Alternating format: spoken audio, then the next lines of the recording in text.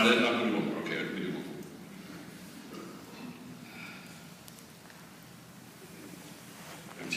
There's something jumping on over again. You understand? So I'm making most of us stay. Esther. If Esther could step out of the crowd and she could run one lap with you and me, I know what you'd say. Oh my, I love this. I know the lights are off, but it's okay. It's my best side. If Esther could run one lap with you and me, here's what she would say. God has a place for you. God has a place for you. This is huge. Now, Esther is a kid, and all of Esther's life, if you'll read the story, she felt out of place. Think about it. She was in a strange country. Her people were captives in a strange land. They weren't in their homeland. They weren't allowed to enjoy their customs and their culture.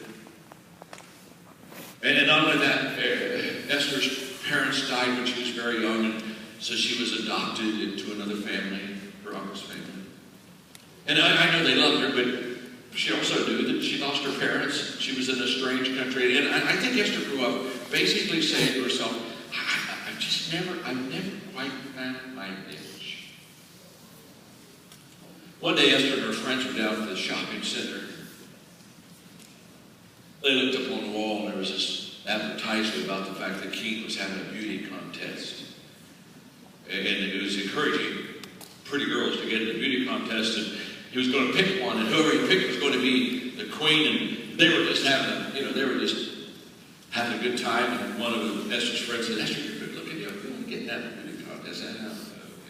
They kind of worked her a little bit, and they talked her into entering the beauty contest, and she not only got into the beauty, which she felt totally out of place in that, but she not only got into the beauty contest, she won. Now, all of a sudden, this common girl, adopted girl, kind of out of place, girl that this was not even her country, these were not even her people. All of a sudden, she wins the beauty contest, and the king makes her queen. Now, you talk about being out of place. Now she's got people to serve her. She's got this amazing place to live. She has anything she wants. She's the queen of the land. And I mean, I can promise you, she's so far out of her comfort zone. She's way out of her comfort zone. And she said, wow, I can't even imagine. I don't even know what to do. And now she's trying to even get comfortable in these surroundings. And then something big happens because there's a terrible plot in the land. And the plot basically is to exterminate the Jewish people. And her uncle Mordecai knows what the plan is.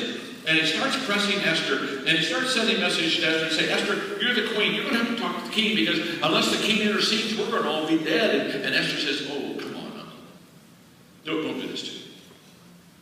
I mean, my goodness. I just got here. I just got here. I'm not even comfortable. And I haven't seen the king for now several days. And for me to go approach him, I mean, unless he he can kill me. I mean, he's got a track record of killing queens.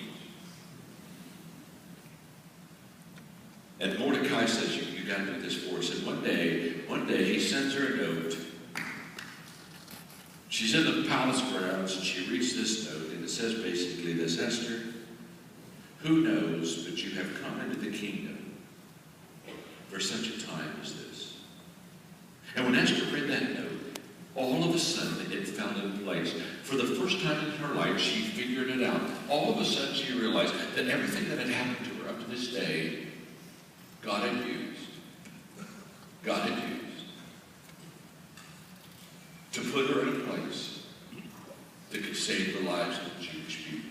For the first time it fit. For the first time she understood. For the first time it made sense to her. In fact, it made such sense to her, she said, I'm going to do this. She said, start praying throughout the land. She got all the Jewish people to pray. She said, pray for me, because she said, I'm going in. And all of a sudden, she had a new courage, and she had a new confidence. She said, I'm going in. And she said, I'm telling you right now, even if I perish, I'm going in. Now what changed her? I'll tell you what changed her. For the first time in her life, she realized that this omnipotent God, with this little girl, had a plan for her life. And can I say this? You're in college, you're working on your degree. And you're trying to find yourself, you're trying to figure it out, you're not even sure what you're going to do. And you're kind of just saying, well, you know, I know I'm going to go get a degree, and I'm not even sure what I'm going to do. Can I tell you something? Be patient. Trust me. My name is John. I'm your friend. God has a place for you. And you won't find that place immediately. It'll take a while. You'll go through some doors, and you know, when you go through the doors, all of a sudden, oops, that closed. It's okay. Be patient. Because at the right time, God will reveal to you exactly why He created you. And at the moment that He reveals to you exactly why He created you, it's at that moment that your heart will sing, and you'll get courage, and you'll get confidence, and you'll blossom. Can I tell you something? Esther's friends, after she found her place, they didn't even hardly recognize her. They said, wow, Esther, look how you're growing. Look how you're developing. Esther says, I found my place. You're not an accident. When God created you, He created you for a plan and for a place. He's got a place for you. Now, I'm done. If I would have had time today, I would have brought Noah out of the crowd. I can't tell you the Noah story. Well, I'll just tell you. You see, if Noah could run one lap with you, Noah would say, you can make a difference.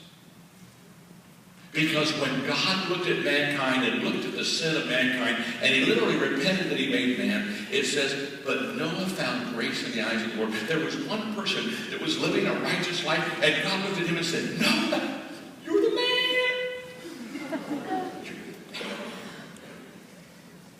And because of Noah, not because of anyone else, but because of God, God spared the human race. So when you go to bed at night, you do your prayers, and you're doing your, bless the family, bless the stuff, bless my house, help me get an A, even though I don't deserve it. My professor. When you're planning on praying all this prayer, why don't you just send a P.S. up tonight and say, God, thank you for Noah. Because the only reason I'm here is because one person made a difference. Okay? I'm going to quit, and you're going to keep running, just like I'm running. But throughout the day, remember what Rebecca says to you. Give generously without strings attached. Remember what David says to you. Don't let other people put limitations on you. Remember what Esther says to you. God has a place for you. And remember, even the old man Noah, he would say to you, you can make a difference. God bless.